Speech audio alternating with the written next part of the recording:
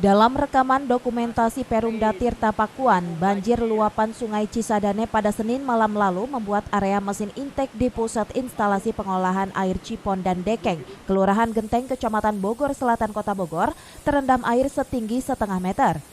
Selain meluap, pasokan air baku juga terkontaminasi lumpur pekat. Akibatnya, Selasa siang pihak Perumda Tirta Pakuan terpaksa menyetop aliran layanan PAM di Kota Bogor selama 2 hari ke depan. Perbaikan pusat instalasi utama terus dikebut dengan menguras sisa luapan lumpur dan tumpukan sampah yang menyumbat pipa serta bagian blok mesin. Sementara warga mengaku kesulitan mendapat air bersih lantaran air PAM di rumahnya mati total. Sangat tinggi, di atas 2000. Normal tuh kekeruhan yang masuk ke sini tuh biasanya sekitar 80-an ya, 80 sampai 50. Tadi malam di atas 2000 kan alat ukurnya ini.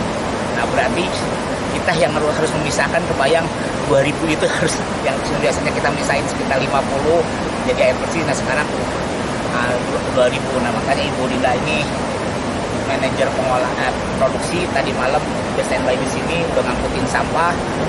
Nah, seperti tadi yang dilihat, selain itu ini pun karena banyak mampet, akhirnya apa? Produksi kita turunkan sampai 50-60%. Yang biasanya 1.700, tadi malam mungkin hampir sekitar 800-700 liter per detik. Ya Pak, dari setengah 8 lewat lah, kurang lebih sampai jam 11-an kurang. Ya terpaksa, kebetulan kita di sini ya, jadi seadanya aja yang kita pergunakan.